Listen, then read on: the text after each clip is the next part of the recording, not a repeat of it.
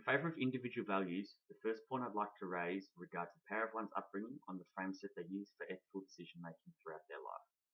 I would like to draw from the Keep It Real videos on DSO to help portray this point further. The individual who committed the crime, we'll call him Mr. X for the purpose of this video, repeatedly states that he knew he should have left the organisation and got out, but he just never managed to do it. Early on in his time in the organisation, Mr. X attempted to change the prevailing unethical culture, but did not have the courage to speak up or otherwise act in defiance. He says that he wishes he had bit the bullet and left to find a new job, but he lacked the courage to do this, and the longer he stayed in the organisation, the deeper and deeper he was getting into a situation he did not want to be in. This inability to say no to people eventually led to Mr. X paying a massive price. However, this price was ultimately paid because of a shortfall in his personal values. These were values developed as he was raised throughout childhood by adolescent friends and family. Let's consider the following. When Mr. X was growing up, he was always relied upon by his father more than any of his other siblings to help out with a task or fix a problem that someone had. Whenever there was a problem, it was always, let's ask Mr. X because he will do it or he will fix it. And unfortunately, Mr. X just never learned to say no. This same problem was occurring still while he was at the organisation where he committed the crime.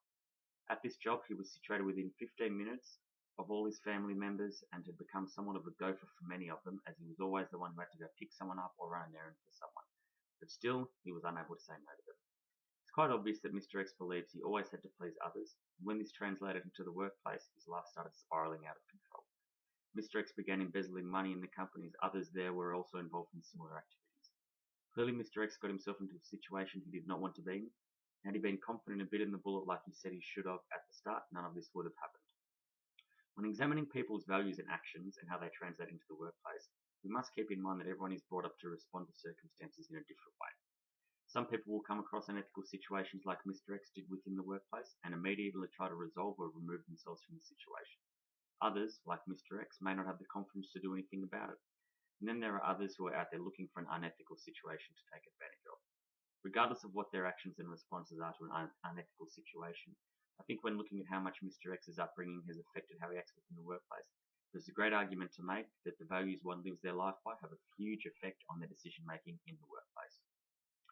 Another point that I would like to illustrate is how an individual's personal situation can greatly affect their ethical decision making in the workplace. I will again draw from the Keep It Real videos to make my next point.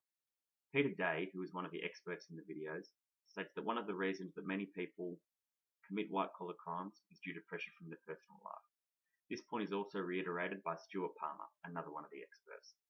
Peter goes on to say that had these pressures not been there, then they may have acted in a completely different way. On a KPMG survey done in 2010, it was found that the internal perpetrators caught committing fraud, 83% of them were earning less than $100,000, and the typical perpetrator was male and 38 years old. While this is not true for all perpetrators, I think it would be safe to say that many males that fit into this bracket would be in the early stages of starting up a family. Just to put this into an example to help further the point, let's say you were a father earning less than $100,000 and you were late on a loan repayment with a wife at home with young kids to support. A work colleague presents you with an opportunity to commit fraud. You know it's illegal, but it would provide you with financial assistance that would greatly improve your personal life. While there would be many people who would immediately refuse such an offer, it would be naive to say that there would not be plenty who would greatly consider this opportunity. People will make unethical decisions for an array of different reasons. People's personal lives can create immense pressure for individuals. When an individual is faced with an ethical dilemma, I think there are a lot of individuals out there who will justify making an unethical decision if it meant creating a better life for themselves and their family. When your personal life is the most important thing to you, then it is no wonder that many people make unethical decisions for what they consider to be more important. I feel that the points I've made give strong evidence that the ethical decisions one makes are greatly influenced by the values that they have. While they are not the sole reasons for ethical decision making, I think they provide the strongest influence of all potential factors. I'll now hand the debate over to Nick. Thank you.